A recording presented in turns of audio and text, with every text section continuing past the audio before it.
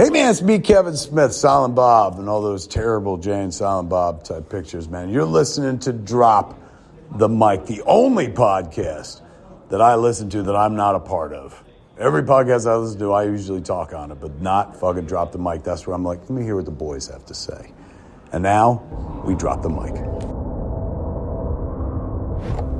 What I know about is Texas. And down here, you're on your own. Hello.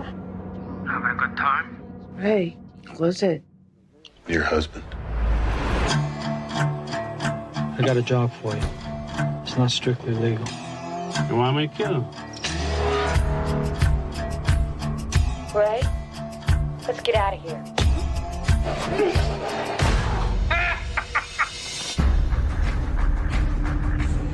What do you want to do? What do you want to do?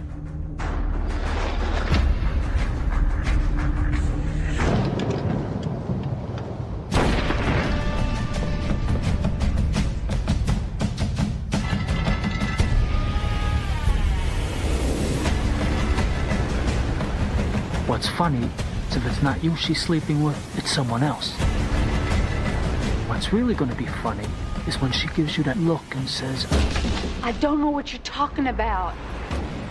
Welcome back to our humble San Diego podcast. I'm Wesley and that's Ryan, and together we are Drop the Mic. This is episode 351, Hard-Boiled Fiction, where we will be diving into the Coen Brothers' debut film, Blood Simple. But first, let's get warmed up out there, shall we? What's up, Ryan? Welcome back. What's up, dude? I know we've been gone for a couple of weeks again, but it's okay. Now we're back. We get to spend some time virgining out. I am very excited to be back on the mic, man. It's weird how cathartic it makes me being away and missing this. It's like, it really puts it into perspective how important this podcast is. It really does, especially how busy we've been and stuff like that. Like, it's kind of, it's like a release kind of getting on here. And obviously, like, me and Wes, if you don't know us in person, like, we, like, constantly are talking to each other, either if we're playing video games or texting. But I think this is, like, something completely different. Yes. And I've felt the impact of not having it readily available at the way that I'm used to. We were spoiled. We spoiled ourselves releasing so much content, and now that we like you said, that we have big boy jobs, it makes it a little harder to sit down in the studio and talk about what we love most, which is pop culture. But we're back for everybody. Hopefully everyone's still tuning in. And now for a special news report. Brought to you by Drop the Mic. Yes. All right. So, in some cool ass fucking horror news, Al Pacino and our fucking man Dan Stevens are teaming up for an exorcism horror film called The Ritual from director David Mitchell. How crazy is that? And that's a crazy pair. I didn't think in this lifetime we would ever get something like this, but it's I'm here for it. Apparently the story centers around Pacino and Stevens, kind of two different types of priests having to like put their differences away to go like take care of this like crazy ass exorcism case. So yeah, dude, exciting. Very cool for Dan Stevens to be getting these kind of roles. Just like he is like the male Samara Weaving, man. Just everything he touches is gold. He can do no wrong so far. And I can't wait for this next project. Mm-hmm. The newly crowned our boy WWE Universal Champion Cody Rhodes has apparently been cast in the Naked Gun reboot. I read that just a few days ago. Fucking awesome. Dude, honestly, hopefully it's just a fucking cameo where he's playing himself.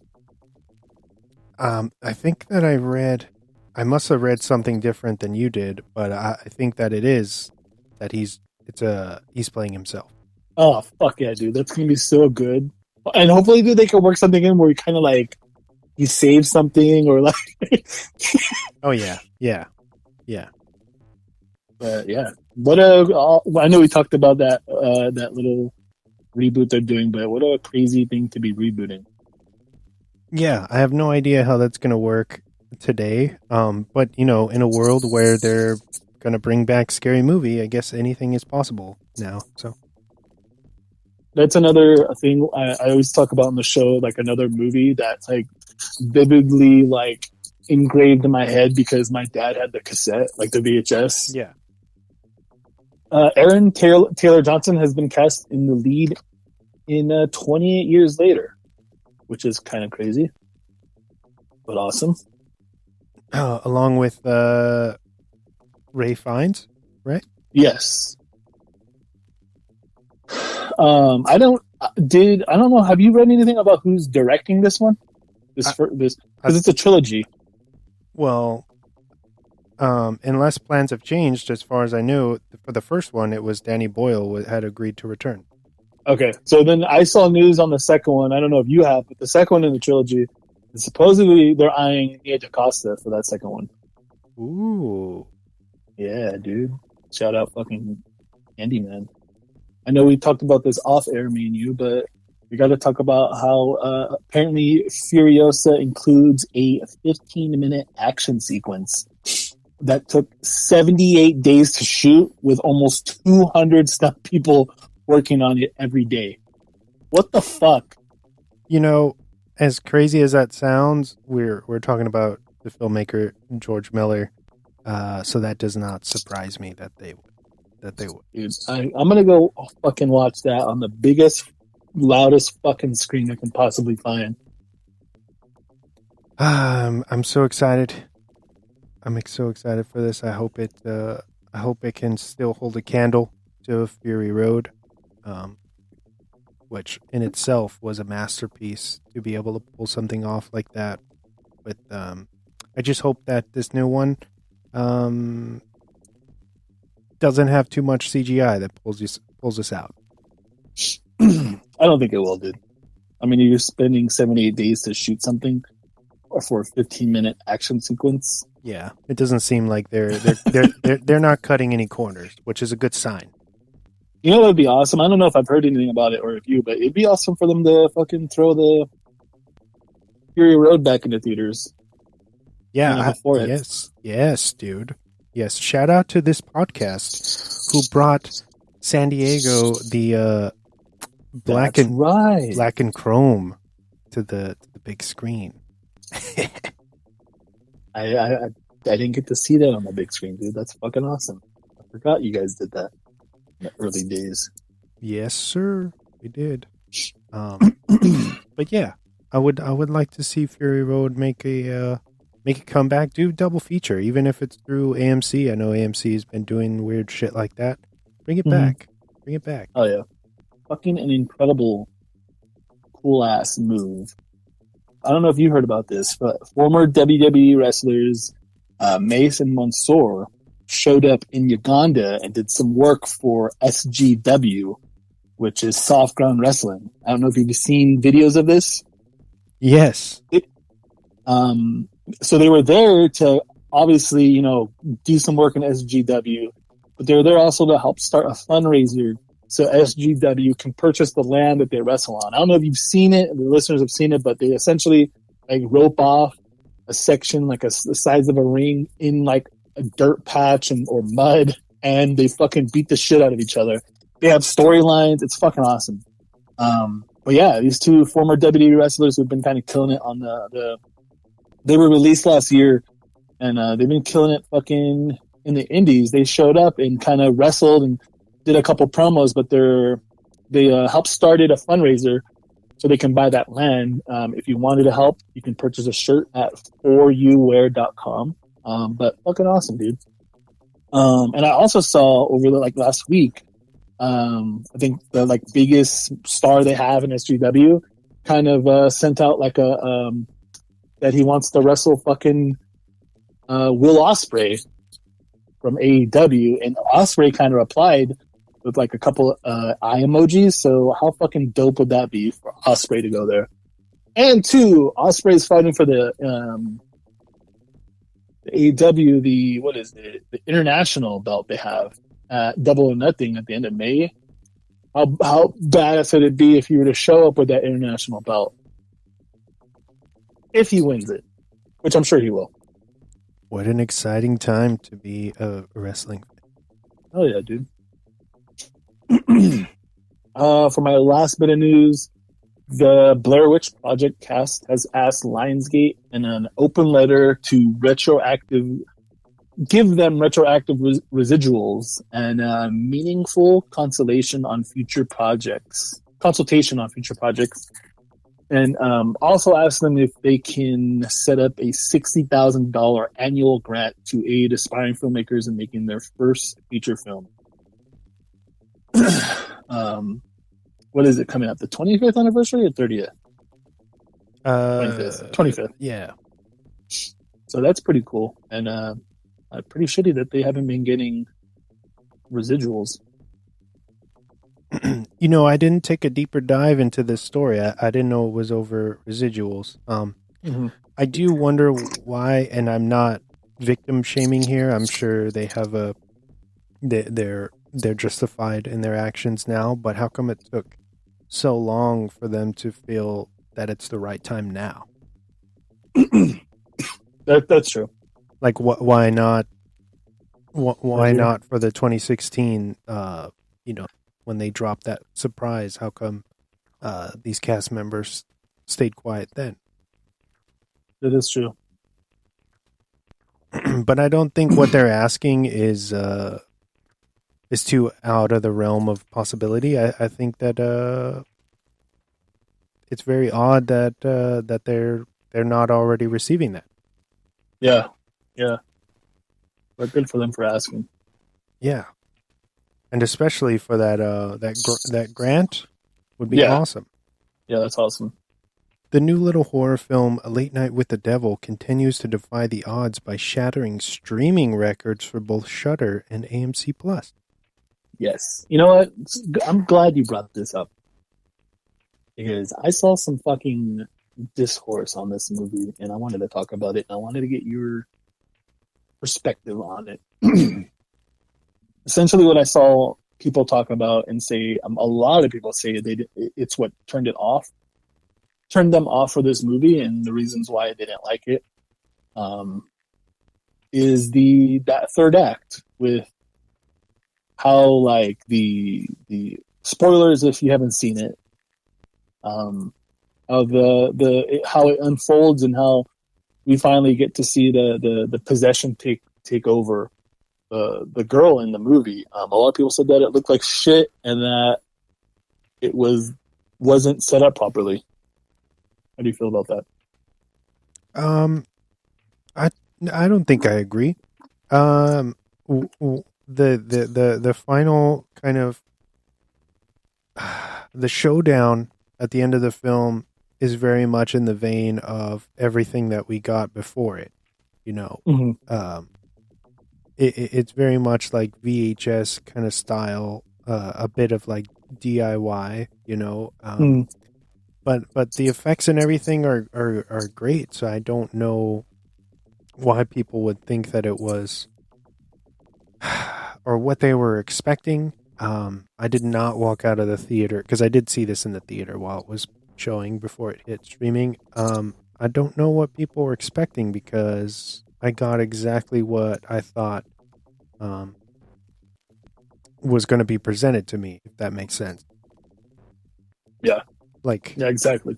We gotta you gotta think about the shoestring budget that these filmmakers were probably on, and I think that they hit a home run, and they're making films like this are making filmmaking as work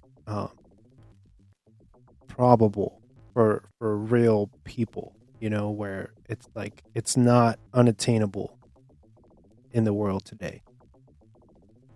And you can say what you want about the AI and stuff. I don't think that what they use the AI for is really something that is as bad as other things that I've seen, you know? What are your thoughts, dude, on this? Yeah, people just need to take a chill pill, dude. You hit all the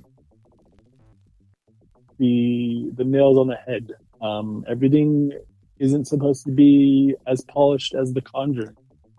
Everything isn't supposed to look as good as those movies or big movies with bigger budgets or A24 horror movies. Like, it did what it was supposed to do. Obviously, like, you can not like it, that's fine. But to sit there and say that it wasn't set up properly and that third act was kind of garbage, I don't really think you're getting the point of the movie. I just think that the internet, even though, you know, we technically use the internet too, but people just take them too seriously because everybody can have an opinion now in the world that we live in, you know? Yeah. And it's like, come on. Like, I don't want to sound like an asshole, but if you're not making movies, actively making movies yourself, then why are you trying to tear something apart? You know, tear these people's project apart who had the balls to get it done and put it out there and get it, you know, whether it was a limited theatrical run or not, they still did it, you know. They got some big names in there, like they're doing something. So for all of these little trolls and stuff, it's like, if you're not chasing your dream or actively putting out content, then what are you doing? Running your mouth online. Yep. And that goes for all mediums of art, really, you know? Yeah. Challengers opened up at number 1, the number 1 spot, with a worldwide gross of $25 million already. You know, it's not up against any crazy competition. You got Boy Kills World, that is sadly not doing so hot right now. Not sure why. It's just failed, you know, marketing, not marketed well enough or very much at all. And then, you know, Civil War is out, but it's been out for a couple weeks.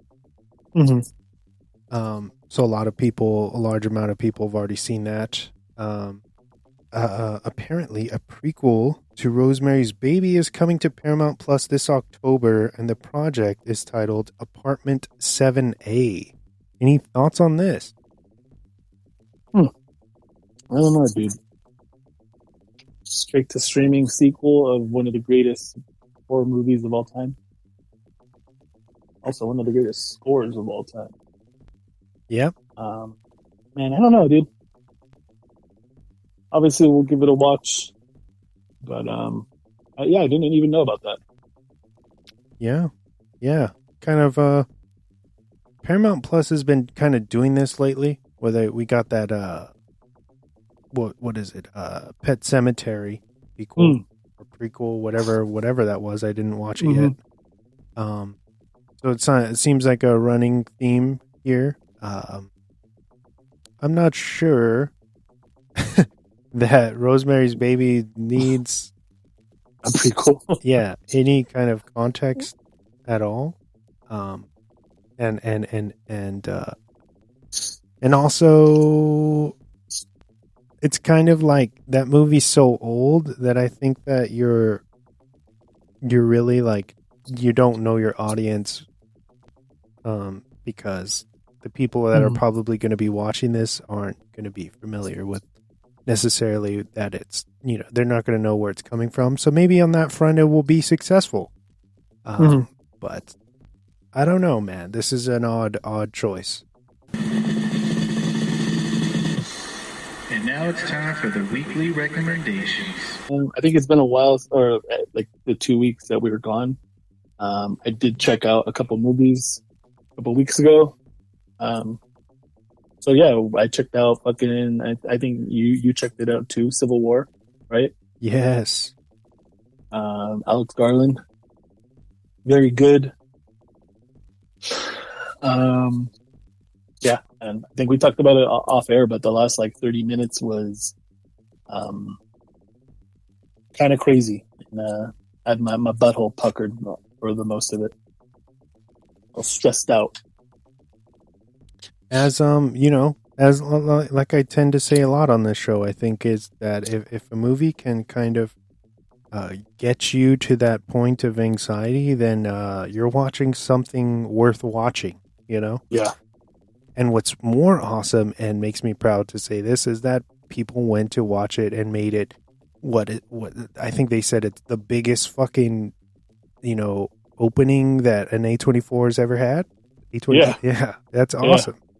Shout out to Alex Garland, dude, because he says, and filmmakers can change their mind, but he says that he is this is his last. He has no desire to direct anymore after this because it's too hard. Yeah, I think he said he's still gonna like produce and write, but just like love for it isn't there anymore, which is understandable, dude. It is, but what this guy has, Men is really weird. I think that would be the only question mark on his track record, but the guy is just really a fucking solid filmmaker. Yeah. Yeah, he's one of the better ones going right now. Definitely. And to go out on this, very controversial topic and kind of stepping outside of his comfort of sci-fi, essentially, I think that he did so good. The cast, everything was on point. And I was happy to cash in my free A24 ticket. Thank you, A24. Sponsor us, dude. Oh yeah. You checked out Immaculate, another movie from another company that's kind of killing it right now, Neon. Yes. Very good. I liked it. I know a lot of people have, it kind of was a little bit of a shitty situation because Immaculate came out, and then I think the next week the first Omen came out. I haven't seen the first Omen. I've heard mixed things about it, but I really enjoyed Immaculate. I thought it did what it was supposed to do. Sydney Sweeney fucking rocked in it. The last 20, 30 minutes of it kind of goes off the rails, and it gets at the very end fucking insane. It's about to fucking fly off the rails, and it kind of just ends, and I fucking loved it. Because it kind of lets you use your imagination. Yeah, man, I really enjoyed it. I think Immaculate just came to digital, along with Love Lies Bleeding. So everybody out there, go check that out if you didn't get a chance to watch Immaculate or Love Lies Bleeding in theaters. Spend some money and rent them digitally, because again, these are smaller pictures and that matters. They need your support, Yep. Next up, I know you watched it, but Fallout on Amazon, dude, is fucking awesome. Oh yeah, dude. So fun. I think next to, I haven't obviously finished it, but next to fucking The Last of Us, it's probably one of the best fucking video game adaptations of all time. And I'm only 3 episodes in. Cast is great. It hits. If you love Fallout and you've played the games, it feels like Fallout. It's not like the Halo series where it does not feel like fucking Halo. You're seeing Master Chief and everything on the screen, but it just doesn't have that Halo feel. This fucking feels like Fallout from the very beginning. You could say the same thing with that Resident Evil film universe, where they just kind of went off the rails, and they used the name for clout, but weren't really true to the source material. So yeah, my hat. I'll tip my hat to the creators of this Fallout show for Prime, because man, you know, for a very long time, it was almost like the video game adaptation for film and TV, like that shit was cursed, because it's like you couldn't catch a break, like all these, so much shitty stuff. We've been due for some real, like, authentic video game adaptations, and I think that we've been getting them in this last few years, and that's exciting because not everybody has the patience for video games, and in the world that we live in today, I think video game storytelling is at an all-time high, and I think it's great that more people are going to be able to experience these stories that we know so well through different mediums, and they're done right, you know. Amazon has the rights to God of War, so seeing how well they did Fallout is pretty exciting for what they can do and what I'm hoping for them to do for God of War. Yes, absolutely, man. Next up, I got some new music. The new Knocked Loose. I've been listening to a lot of. I think it fully comes out in 2 weeks. I think May 10th. But there's like 3 or 4 songs out right now. The album is called "You Won't Go Before You're Supposed to," which is probably my favorite fucking album title of the year. Okay. Fucking tracks are heavy as shit, dude. Super good, super hard. It's. I'll give you a little bit of backstory. So I was reading this. I saw this video interview of someone interviewing the lead singer Brian, and him talking about like this new album, and they asked him about the title of the album. So essentially, he was on a plane, and I guess he can't fucking stand flying. Like he's like deathly afraid of it. And he sat next to a lady, and she looked like she wasn't having a good time. She looked like she wasn't having a good time either. So they started talking, and I guess she just doesn't like flying because it bores her. Like she's fucking bored the entire flight. So they got to talking, and then she asked him like, "Do you fly a lot?" And he goes, "Yeah, like I fly like nonstop all around the world." And still deathly afraid of it. And the lady legitimately said, "Well, you won't go before you're supposed to." And I guess that kind of stuck with him. It kind of stuck with me, dude. I'm gonna be honest. The title it hits hard. And the songs are fucking. The songs that I've heard that they've released, and have that same tone. But yeah, man, go check out Knocked Loose's new stuff. They fucking rule. Wow, you just blew my mind with that story, dude. That's good. I just started listening to like after I read that interview, I went to listen to the songs that were out because I hadn't yet. They'd been out for a couple of weeks, maybe 3 weeks, and then dude, I just started thinking about that album title. For someone to tell you that is kind of crazy, and to hear that. Sometimes people need to hear things like that. But yeah, I'm stoked for that whole album. Can't wait to get on the vinyl. A couple more recs. Real quick, since fucking like everybody else in the world, Fallout came out, so I went back. I had never played the 4th Fallout. I beat Fallout 3, New Vegas on PS3, but I had never played Fallout 4. Last week they did like a big update. Kind of fix some things.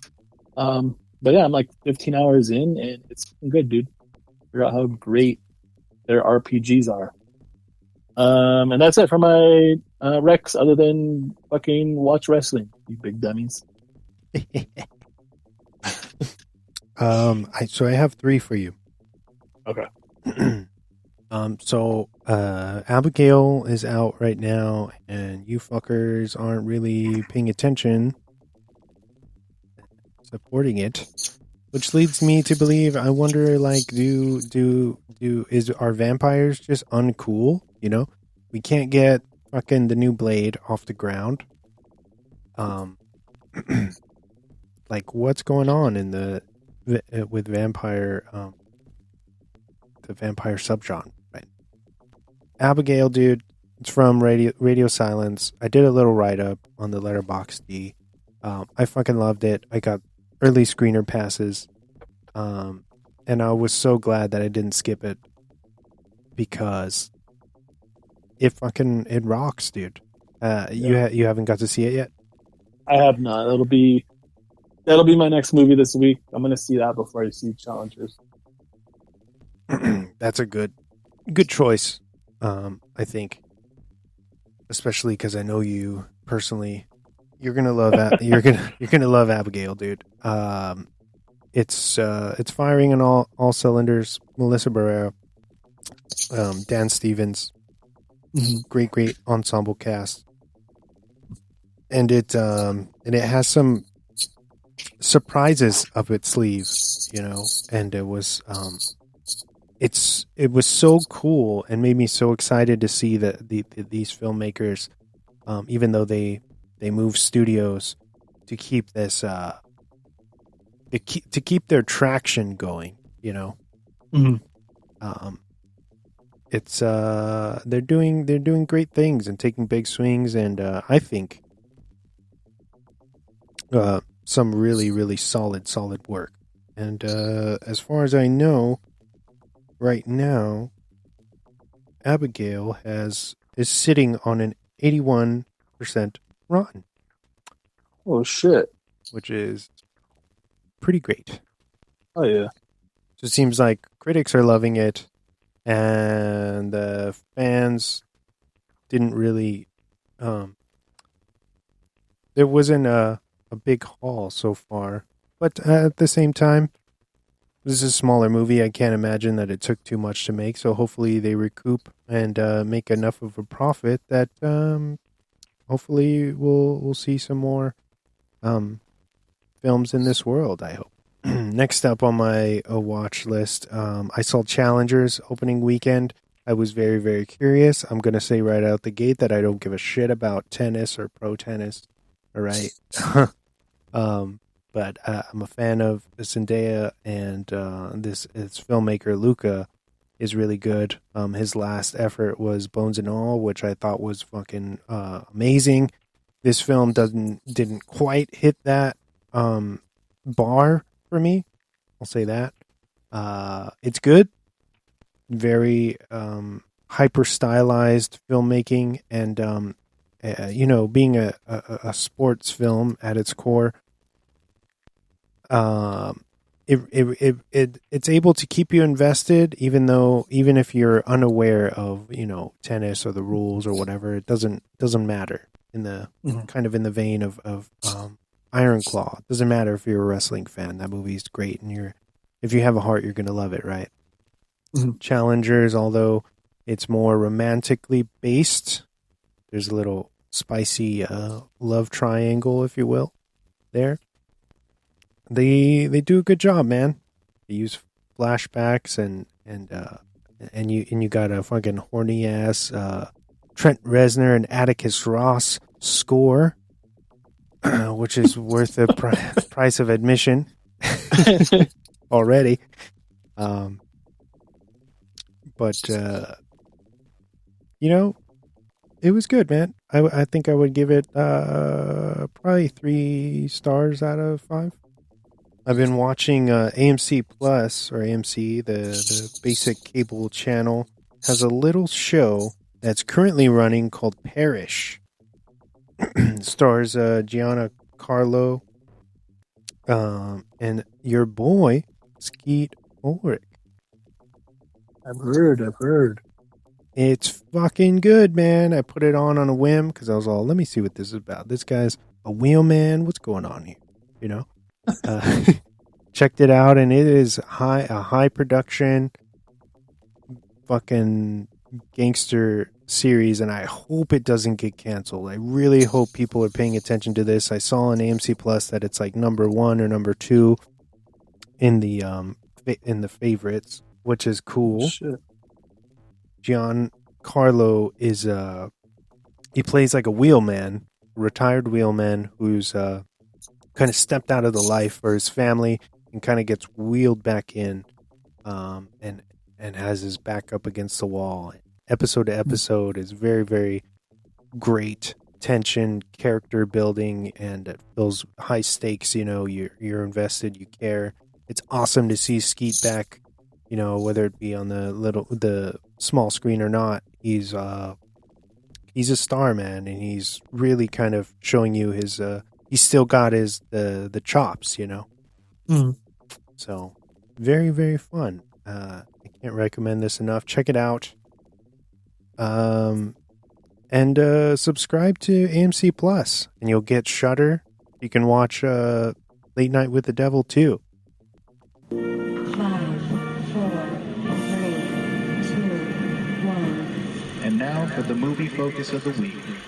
Are you ready for our main focus, sir? Yes, I am. All right. So we're talking about Blood Simple. It's rated R. It's from 1984. It's a thriller crime drama. It runs at 1 hour and 36 minutes, and it's got a very nice 94 on Rotten. It was written and directed by the great Coen Brothers, starring Frances McDormand as Abby, Dan Hedaya as Marty, John Getz as Ray, and the late Emmet Walsh as Loren Vieser.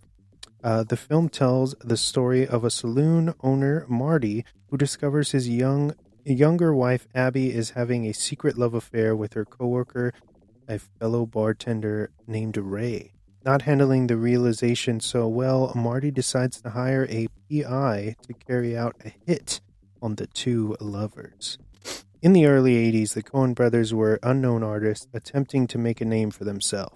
With their close friend Sam Raimi of Evil Dead fame becoming massively successful on a shoestring budget, the two decided to go for it, shopping around the idea that would become Blood Simple. In this era, exploitation horror films were very popular and often would seek private investors to acquire a budget. This is exactly what the Coen Brothers would end up doing. Finding success with creating a mock trailer for investors to screen before the actual movie had even been shot. After securing the funds and being pre-production ready, the two landed their cast, shooting in Austin, Texas over a period of 8 weeks in 1982. After post-production, the film would finally release in October of 1984 and would only pull in $2.7 million against an estimated $1.5 million budget. However, the film did manage to make a splash at several film festivals, snagging the Grand Jury Prize at Sundance and being critically praised all around. Blood Simple is as effective now as I'm sure it was when it first dropped. Although this film isn't what you'd traditionally call a horror film, it definitely has the sensibilities of one. The quiet tension building, the offbeat dark humor, and out-of-nowhere sleazy violence make this one hard-hitting debut for two brothers who should proudly sit on top of the list as two of the most creative and unorthodox auteur filmmakers still active today. 4 out of 5 Volkswagen Bugs. Thank you. Bravo. All right, man. So I think it was off air, but you had told me that you had never had the opportunity to see this. So this is a first-time watch for you. Is that correct? That is correct. So I got to pick your brain, my man. Upon your first watch, your homework for the show, tell me, what are your first impressions of Blood Simple? Honestly, I think it's going to be up there with my favorite Coen Brothers movies, dude. It's kind of crazy that this is their fucking debut, right? Yeah. And it's funny that you said that about the horror stuff because it's all as I'm watching it, like that's all I got was this is kind of low key, like, you know, has a couple little bit of some tonnage of a horror movie. It obviously comes from like the suspense they build And it's kind of like they kind of quietly do the suspense, right? Like it's kind of it builds and builds, and you're not really like sure what's going on. And I think the little bits of humor kind of add on to the shit what's really going to happen. Yeah. But yeah, man, I fucking enjoyed it. It's a fucking great Coen Brothers movie. And Emmet Walsh, dude, fucking awesome. It's a fucking travesty that I didn't get to see this movie earlier to appreciate him even more. Yeah, I think this is the movie that will. It's like how do you say iconic in this character. I feel like after I saw this is all I could think of him for. You know, that one role where you're like, that's him. You know, he's so good, so fucking like you can tell he's kind of. Well, his character in the movie is off his rocker and kind of dangerous, you know, through the whole thing where you're just like, what the fuck is this guy thinking? What is he going to do? What's his, you know, his real motives here? And it just makes him so hugely watchable. And then that, you know, when we get, we'll talk about it later, but that the climax, this guy is just unhinged. I think too, like the way, like because it takes place in Texas, and it's like fucking like they're all sweating, like you can tell they're really it's fucking hot as shit and humid. I think that adds to it too, especially with his character, just being fucking grimy and like just a slimy fucking private detective. Absolutely, yeah. You know, I was kind of thinking about that, and I'm glad that you brought it up, that the atmosphere here where they're just like, and I think Tarantino has said this before, where he will be taken out of movies when people look too attractive, where you're like, this would never happen to somebody who looks like this. But in the case of this movie, because of how it was made, even though Emmet Walsh was already an established star, you can buy into the story because they look like real, like breathing characters. They are these characters, you know, and you don't question it for a second. Like this feels, you know, it's hyper realistic through and through. And kind of to piggyback off of the Emmet Walsh stuff. So they supposedly they wrote this character with him in mind, right? And they were like, yeah, let's just see. They're unknown at this time, and they're like, oh, yeah, let's just ask him if he wants to do it. I think he lived in LA at the time. They reached out to him, and he said, sure, I'll do it. Yeah. Like he just took a huge, like he did not care and said yes. And although I heard he was pretty still intimidating on set, as you could probably imagine, that's so awesome for somebody to give, especially in the early 80s like that, to really just not care about politics. You know, I think the Coens even said that they didn't remember even going through an agent, that they just talked to him personally, and that he was, he was fine with it, and it went out there, and that they didn't even know what they want, like what he preferred them, like what name I guess they were like, yeah, for the longest, like for weeks, we didn't know how, like what to call him, M or Emmett or what is Mr. Walsh. We don't know. And they said he didn't really help because he's very like back and forth, where he won't give you a straight answer right off the bat, which kind of seems on brand. But yeah, dude, the atmosphere in this is fucking crazy. And then, you know, to see the roots of the relationship that, Frances McDormand, you know, who was also like, this was her film debut, and then to see, this like strong relationship that they would build in the future it's so crazy to kind of go back in time and be like, wow, like that's amazing when filmmakers can develop this like working relationship where they keep going back to the same people and having the same crew. And McDormand, man, has had a pretty fucking stellar career herself. So, oh yeah, I love the how the violence is kind of portrayed. It kind of harkens, or it's like early. How do I contextualize this? It reminds me of like they were kind of still developing like their style that we know now.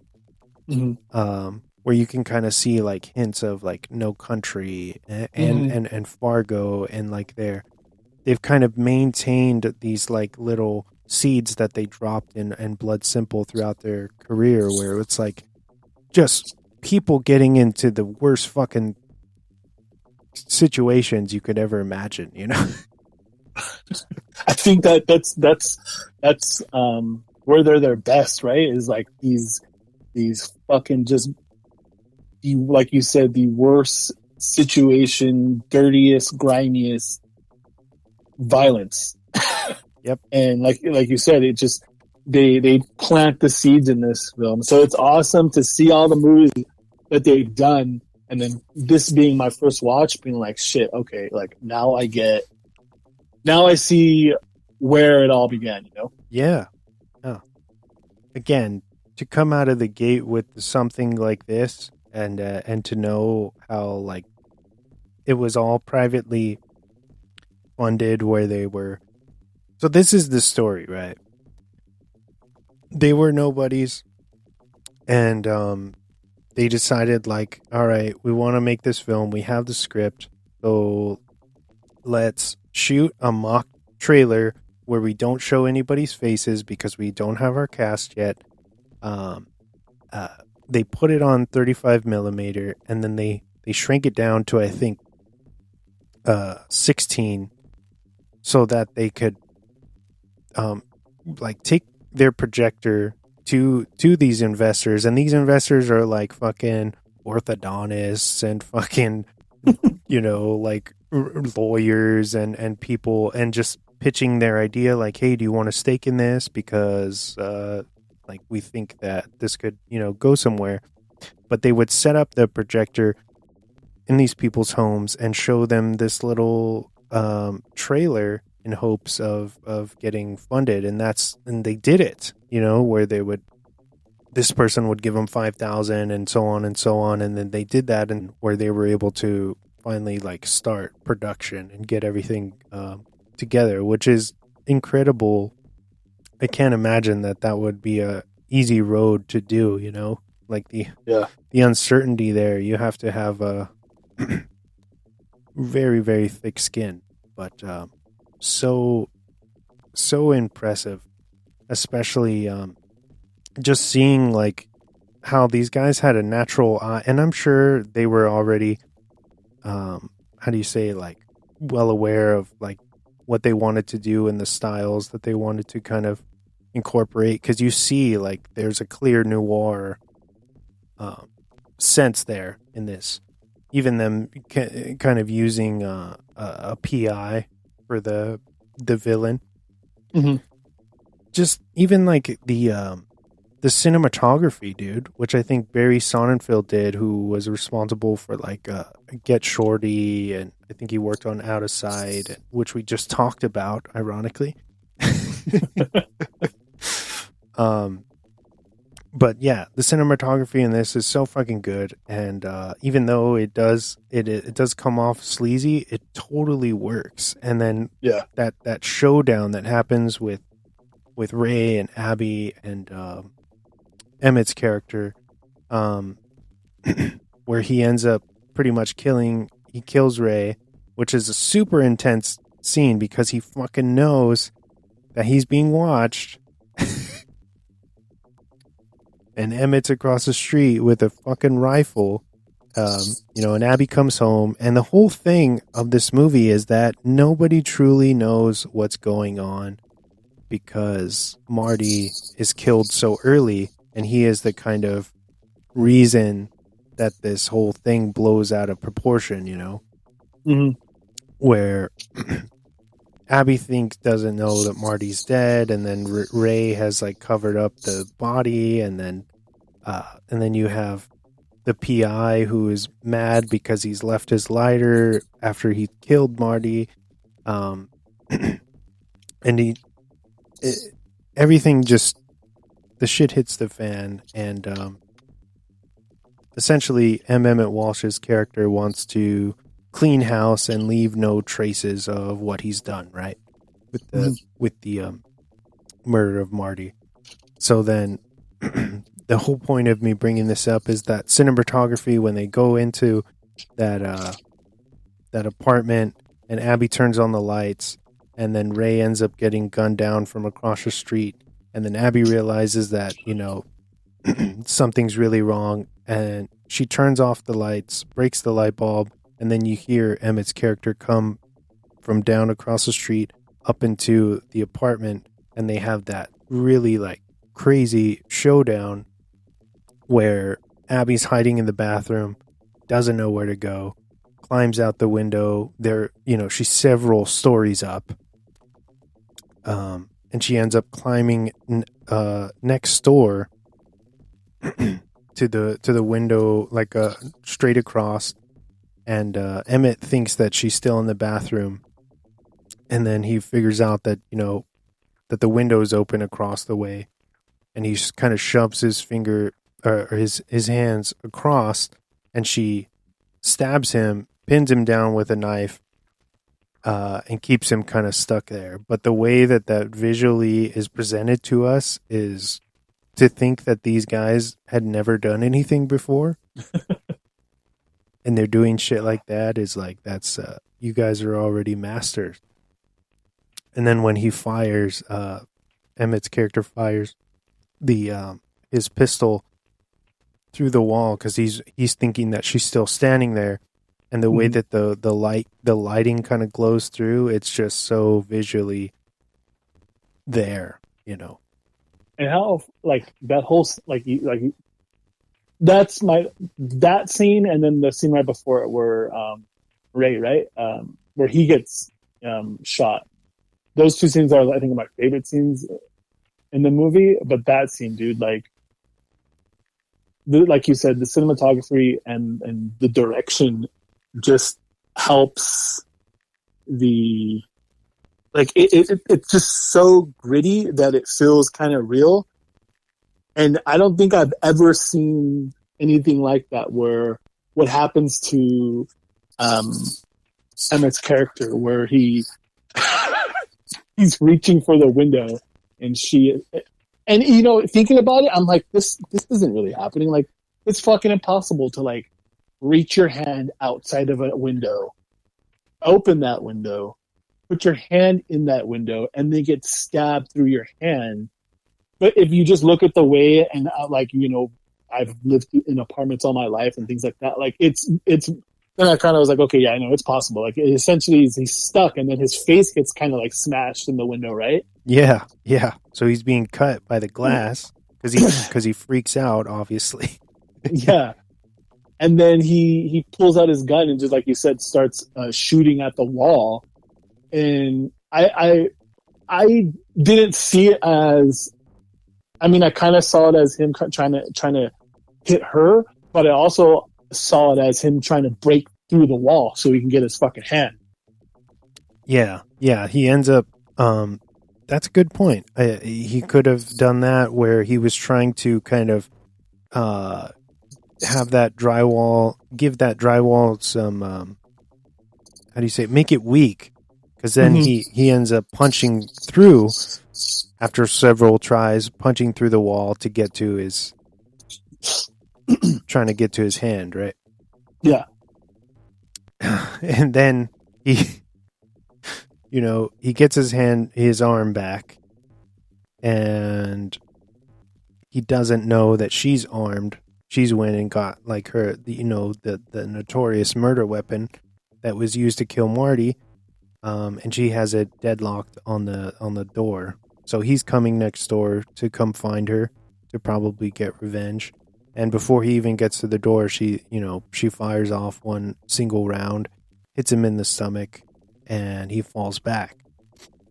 And she gives us that line like where, "You're not going to get me, Marty." Like she thinks that it's her ex-husband. It was her ex-husband this whole time because Ray never tipped her off as to what he did, right? Mm-hmm. And then Emmett is like laying on the ground and realizing what's going on, that, they have no idea who he was, and lets out this laugh and is like, "I'll be sure to tell him I'll be sure to give him your message before he passes away." And he does that fucking awesome laugh. Yeah. How this kind of plot happens is Marty is obviously jealous. He knows that there's an affair happening with him, his wife, who's considerably younger than him, and her coworker, and he has them tailed. And at first he's just like, I want confirmation that my theory is true, that they're seeing each other. He figures it out. The PI figures it out. But he takes pictures anyway. So he's kind of like doing this creepy stuff where he's kind of stepping over boundaries. Marty's not a fan of it. He kind of has this weird interaction where he sneaks into Abby's house and tries to, I don't know, abduct her or something. Yeah. She gets away, kicks him in the balls, and he throws up. And there's this awesome shot where he has this a German Shepherd with him. Marty does, and walks over to his car, and there's this great shot of as he's like getting into the driver's side and turning on his engine, his dog comes running in and just jumps through the window seamlessly in the shot. It's framed so great. But that kind of tips off this our plot there, where he goes to see Emmett's character, the PI, and is like, I want you to do something. It's probably not, it's going to be illegal. Like, I want you to kill him. And then Emmett, being unhinged, he's all, that's fine. Like, I'll do it. So then Emmett's character goes to do it right. And he sneaks into the house, and you're not sure what's going to happen. He's kind of going through things, and then he creeps up to the side of the house, and he gets like this shot of them, of Ray and Abby sleeping, but he doesn't ever hurt them.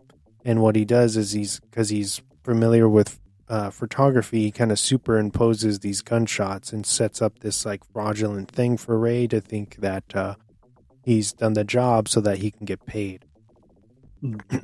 But then, because of Emmett's vulnerability, he sees how Ray becomes sick and is very uncomfortable with the fact that he thinks that he's just murdered his wife. I think that Emmett's character, the private investigator, thinks that he is going to snitch, and that's why he ends up he shoots him without warning. Right? He shoots him and leaves him for dead, or he thinks he's dead. Takes the money and leaves. And then Ray comes down to the bar to confront Marty, only to find that Marty is already is deceased. So then, like any other, like in true Coen Brothers fashion, Ray is like, well, my problem's already pretty much solved, so let me just clean up this body, and go about my life. So he very sloppily tries to clean up the murder. I love that scene where, you got the trails of blood from Marty's body, and Ray gets like his like windbreaker to try to clean it up because that's gonna work.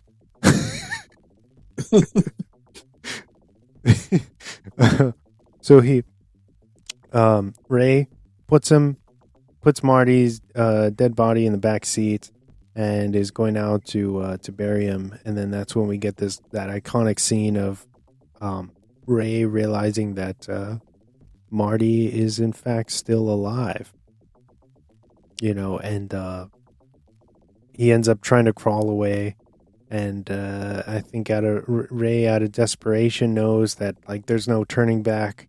He's got to do something. He's gonna whack him with a shovel and kind of finish the job, and then he gets kind of strong-armed by this car that comes by. He doesn't want to get caught, so he throws Marty in the back seat. They drive out, further into this desolate area, and he's gonna bury Marty alive, essentially, which is so much more morbid than it had to be.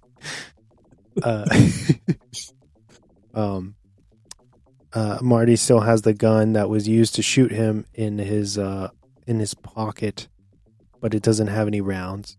So he fires on Ray, but it doesn't do him any good, and he's pretty much buried alive. How, like, obviously this is my first watch, like when after Ray's done burying the body, he gets into his car. Well, it kind of goes forward to like the daytime, right, and the sun's coming up, and he notices like 200 yards away there's a fucking house. Yeah, where he's on this farm that he's burying the body, and you have that, you're like, shit, he could have gotten caught, and then he gets into his fucking car and it doesn't start. Yeah. And I'm like, oh dude, like this fucking guy cannot catch a break, and then like a couple clicks and then it starts and he drives away. I just thought that was another favorite scene of mine. It's little, but it adds to the fucking suspense. Another little favorite thing of mine that's like kind of the humor in it is oh man, what's the husband's name? Marty. When Marty first goes and like you're explaining, tries to like abduct her, and he gets, she kicks him in the balls, and then he drives away. He goes the wrong way, and it's a dead end. And doesn't Ray say something like, I wish I could have seen his face when he noticed it was a dead end. So you hear him like kind of screech, and the fucking car comes back. Yeah. But then when that worker goes to the house, he does the exact same thing. Like he goes down the fucking dead end and comes back and like zooms back. Yeah. It's those little kind of quirky things that let you know, like, oh yeah, this is Coen Brothers. They're so weird. What would you rate this, man? I already gave it my letterbox. I'm gonna give it a 4. I can't give it a 3.7, like a 3.75 on my letterbox. I give it a 3.5, but a 3.75 I think would be anything between that and a 4 is pretty good. Pretty fair, I think. Yeah. While we're speaking on the Coen Brothers, man, what's your number one movie of theirs? I mean, you even have to ask. It has to be Lady Killers, right? Oh man. No, dude. I mean, No Country is I don't think, other than maybe Uncut Gems, is there a better movie at making you want to off yourself because your blood pressure is so high? I think that is. I'm not even joking. I think that's. And I don't even know that list. I know that list is out. I think that's like one of the top 100 greatest movies of all time. No Country? Yeah. Yeah, dude. Yeah, hell yeah. But I like, I mean, obviously you have like Fargo, right? Mm-hmm. Raising Arizona was after this, I think. A couple years after this. Have you seen Miller's Crossing? Miller's Crossing? Yeah. Yeah, that's a good one. Obviously, fucking the True Grit fucking remake, right? That's good. I saw that in the theaters. My dad. That's dude. That's like one of the few remakes that are light years ahead of the original. The original's Yeah, oh dog yeah, shit. dude. Yeah, Fuck John Wayne, all right? yeah. John Wayne's a fucking shithead, but yeah, that fucking movie it destroys the original. Oh brother, right? Oh brother, where art thou? Yeah. That's a good one. Burn After Reading. Burn After Reading. Hail Caesar's newer, and obviously now they've started to do their own thing. Mm-hmm. They have a couple movies under their belt, one or two each. Yeah, man, I definitely think this is top 5 now for me. But yeah, dude, No Country is insane. And you know what? Sandy has never seen it, so I'm waiting like for a good time to fucking pop that on for her to have a stroke as she's watching it. Oh man. What about you? What's your favorite? I think we are the same person because it's 100% No Country. When I saw that for the first time, I was like, this is my shit, dude. This is like I watched it so many times. I remember this is a few years ago. I think I want to say like 2014. I had a friend of mine who worked at the AMC theaters, and they would screen whatever we wanted, like just like private screenings at night. Mm. And I remember I was like, let's. I don't think they had seen No Country. I was like, let's do this, man. I haven't seen it on the big screen. This is gonna be insane. So we did it. It was just like an empty theater and us for free. That's fucking awesome. It was an awesome time. But yeah, dude, No Country is my favorite. Right behind it, I would say probably Fargo. It's like the cultural impact I think of that movie is it's so far reaching and I think that even that the Fargo the seasons, man, are so good. Yeah, that's something I haven't seen, I haven't watched, but I've heard that they're good. Yeah, definitely. Fargo, I think, is on AFI's 100 greatest of all time. It is, man, because nobody, like, I don't know what it is about the Coens, but nobody, at least in modern times, are telling stories the way that they do. You know, they're so. If you want to fucking, if you don't know the Coens and fucking the Midwest and fucking suspense crime thrillers are your thing, they're your guys. Inside Llewyn Davis, we forgot that. That was a good one. Oh too. Yeah, that's a good one too. Do you have any? Final thoughts on Blood Simple? No, fucking check it out. I don't think we said, but did you say in your write-up? But it is streaming on Max. Oh, I did not. Thank you. So if you have Max, fucking check it out there. I'm not sure if it's on the Criterion app, but it is part of that collection. So if you're into physical media, that Criterion is. I looked it up, and that fucking cover, that artwork is one of the better Criterion artworks. But yeah, fucking go check it out. And R.I.P. to Emmet Walsh. I forgot to say that that's why I wanted to cover this, because he passed away recently at 88 years old, so he had a really good run.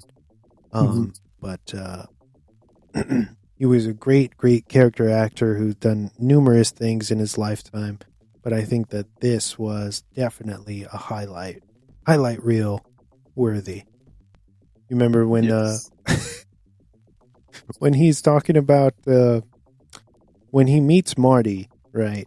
They're at some like little party thing, or like at some cliffs, Why the fuck is he there with a whole bunch of young kids? Yeah. And then like this chick is like talking to Emmet Walsh, and he's like, and Marty walks up and he's like, "Oh, I gotta go. My date's here." Talking about Marty, and he's like, "Oh, did you see her? You know, she started talking to me because she thought my cigarette was like marijuana. She thinks I'm a swinger." And he thinks he's so amused by himself, dude. And then that conversation that leads up to like Marty saying that he wants both Ray and Abby murdered, and he wants Emmett to do it for him. While they're having that conversation back and forth, going back to what you said about them looking sweaty, there's like a fly that lands on Emmett's face. Yes.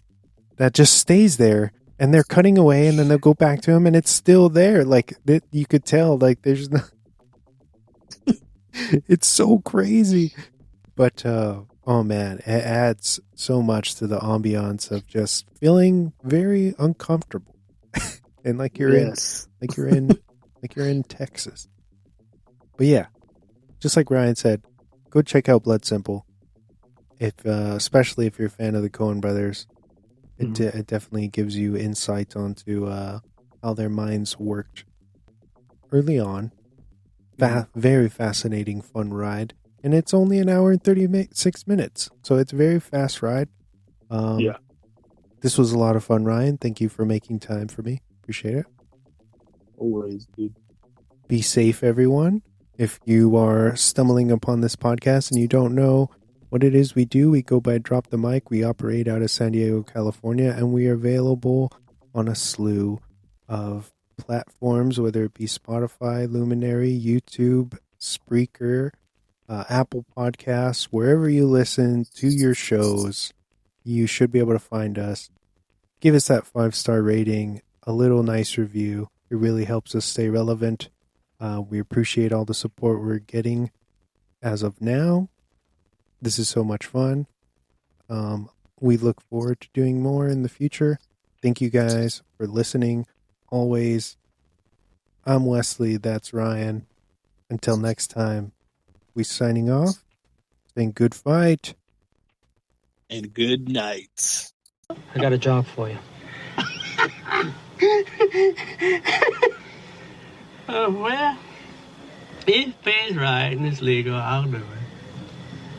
It's not strictly legal.